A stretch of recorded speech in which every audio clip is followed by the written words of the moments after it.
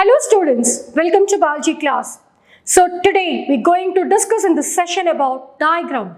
Diagram plays a vital role in the biology exams. So whenever necessary, draw appropriate diagrams to fetch more marks in your exams. So in this session, I just taken 2010 to 2020 exam paper.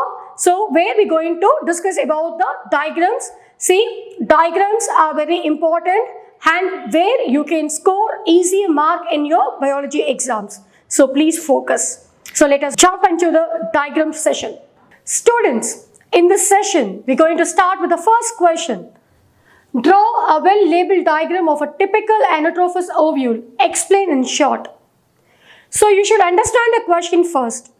Draw a well-labeled diagram of typical anatrophous ovule. So what does anatrophous ovule it means? So it will be like inverted structure. The micropyle comes first and the funiculus, the stalk will come at the back end. So that it represents the anatrophous ovule. Now explain in short. So you should identify these things. Explain in short. So first what you should do, you should draw the diagram, label the parts, and later on you should explain in short each parts. So this is the anatrophous ovule diagram. So this end, this will be the thing, the anterior position. So this is chalaza. The outer integument, that is the outer covering of the ovule is outer integument. So inner covering it is called as inner integument. So there will be the oval sac that it represents the embryo sac. And the embryo sac inner side it will be the nucellus. Here in the nucellus region the embryo sacs contain three types of cells. One is antipodal cells and other one is polar nuclei and next one is synergids. So all these three type of cells which embedded in the embryo sac.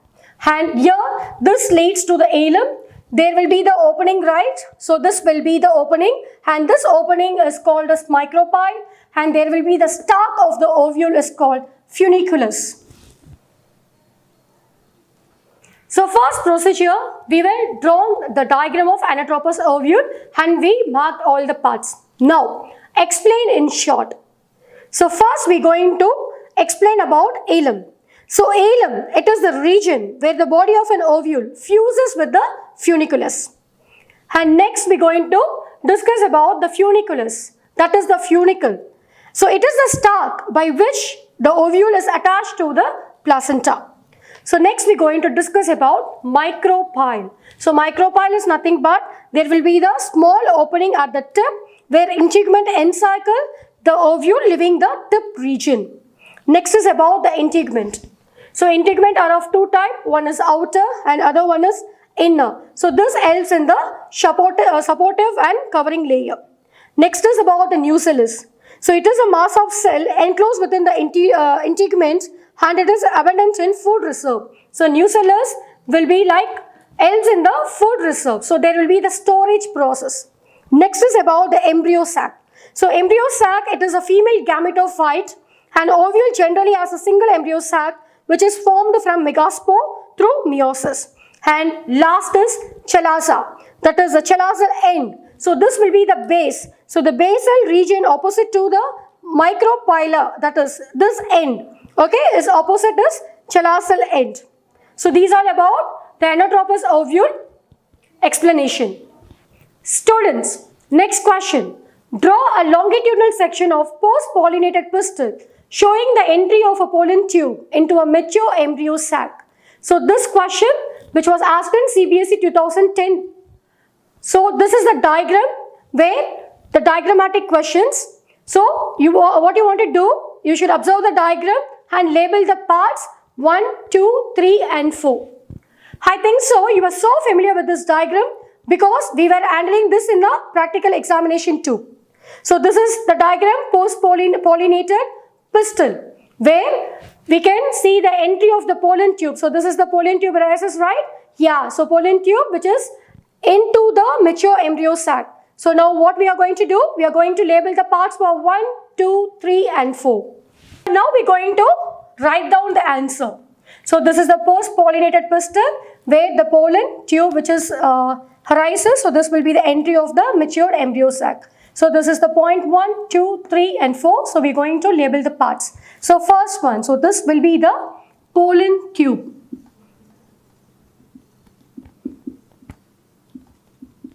So second one, here you can see, so second, third and fourth.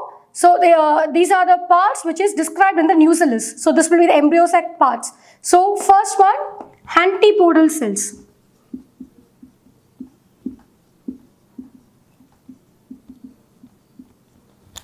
And next, so below to the antipodal cells, so there will be the polar nuclei.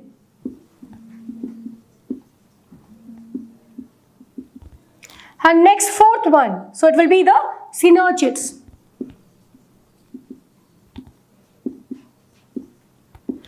So for this diagram, I think when you understand the first question, so the second thing, this question will be very, very easier to write down the points. Antipodal cell, polar nuclei and synergids. So these are the labeling parts. Students, next question. Draw a labeled structure, mature stage of a dicotyledonous embryo. So question CBSE 2014. So this comes under 2 more questions. So now what we're going to do, we are going to draw the structure of dicotyledonous embryo. Come. This is one of the very, very easiest structure.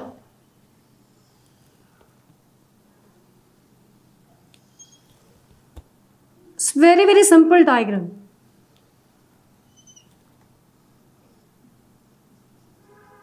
So that's it. So this is about the dicotyledonous embryo diagram. Now what we're going to do, we're going to label the parts. So first one, plumule. So this is the part, cotyledons, and this is the region, hypocotyl, and this is the place which give rise to radicle, where, so this radicle give rise to the root system, and this is the plumule where which give rise to the shoot system, and this one will be the root cap. It's one of the easiest structure of ovule, that is the dicotyledonous embryo. So please make a note. Next question, analyze the diagram given below. So this is the diagram given below and answer the question based on it. So first what you do, you should analyze all these 5 diagrams. And so below the diagram, so there is the 4 questions. So you want to answer it for the 4 questions. First question, figure 1 to figure 5 are the stages of development. What does they specify? So for this question, what you do, you should understand, you should observe question number 1, 2, 3, 4 and 5. All these 5 diagrams, first you're going to observe. Next, you're going to figure out the stages. So what is the answer? Figure 1 to 5, 1, 2, 3, 4, 5 are, they specify the passage of growing embryo, the stages acquiring through the fallopian tube. So these are the stages where we can see in the fallopian tube. Next question, the 2, 4 and 8 cell structure show in figure 3, 4 and 5 are known as scientifically as. So what was the structure 3, 4 and 5 scientifically called as? So these 3 are scientifically called as blastomere. BLASTOMERES. So blastomeres. Next question. What is an embryo with 8 to 16 blastomeres called as? So when the cells which grown for the 8 to 16 blastomere, it is called as morula. M-O-R-U-L-A. Morula. Next question. What does figure 2 specify? So now what you're going to do, you're going to identify the figure 2. So what does it specify? Yes, so here it is a eggshell, and here it will be the male gametes, that is a sperm. So the male gametes and the female gametes, so this represents the fertilization process. So the figure 2 specify the process called fertilization, that is the fusion of male gametes and the female gamete taking place is called fertilization. Next question, This is the pedigree of a family tracing the movement of the gene for hemophilia. Explain the pattern of inheritance of the disease in the family. So, here they given the pedigree chart. So, what you should do? First, you should study the main theme of the question. So, the main theme of the question is hemophilia. So, what is this hemophilia? So, this is the disorder where the blood did not clot. So, the vitamin K, that is the thrombin protein, which does not have in your blood, what happens? So, there will be no blood clotting. So, what will be the fact actually? See, when you have any cut in your finger, so the blood will oozes out.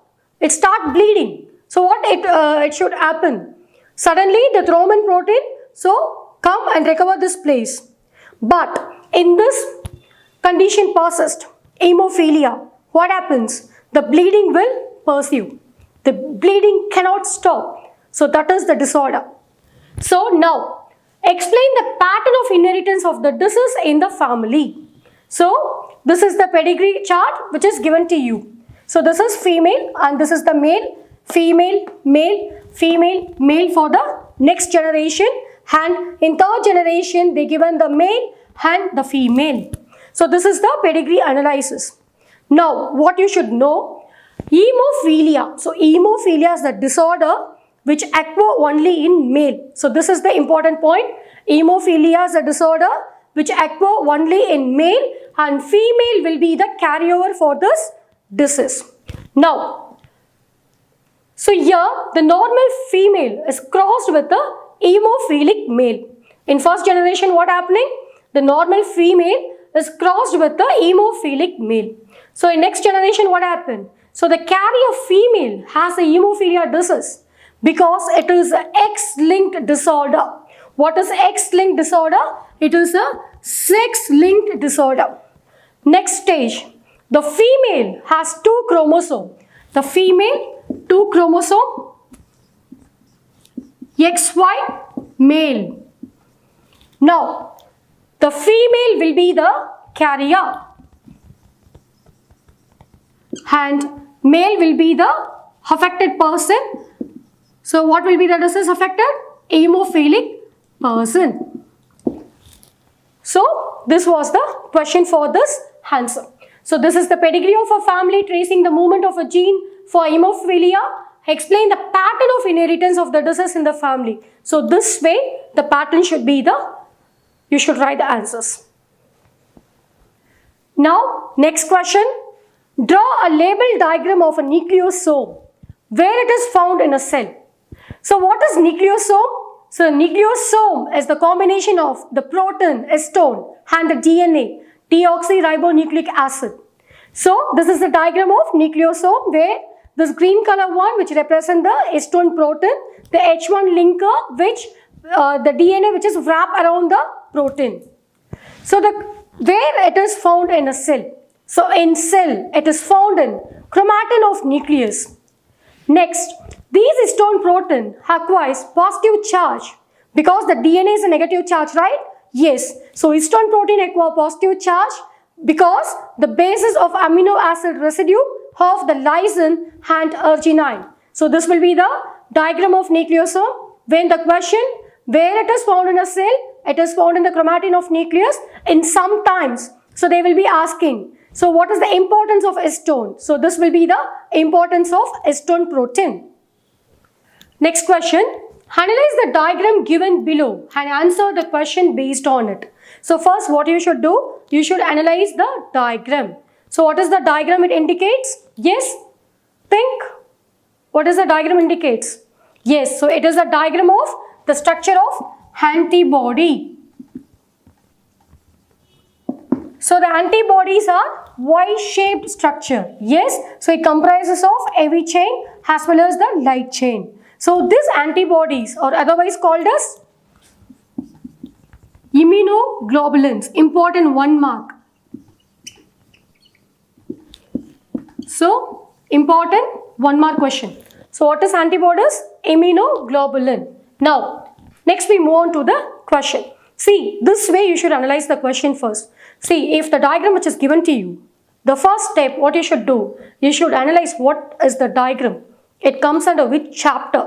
Okay, so next, so when you identify the diagram, whether it is antibody, then only it will be easy for you to answer the below questions.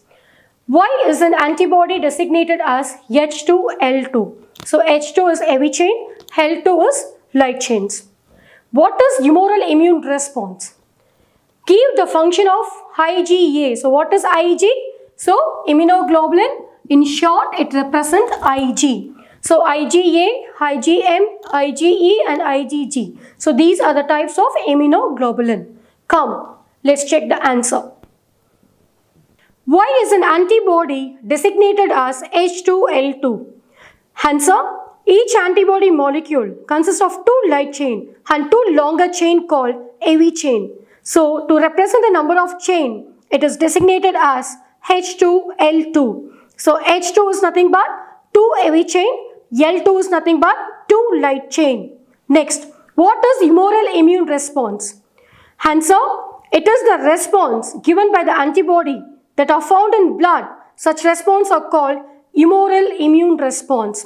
Third question, give the function of IgA, IgM, IgE and IgG. So what Ig represent here? Yes, it is immunoglobulin. Immunoglobulin A is neutralizing the antibody that act as the first line of defense against mucosal pathogens.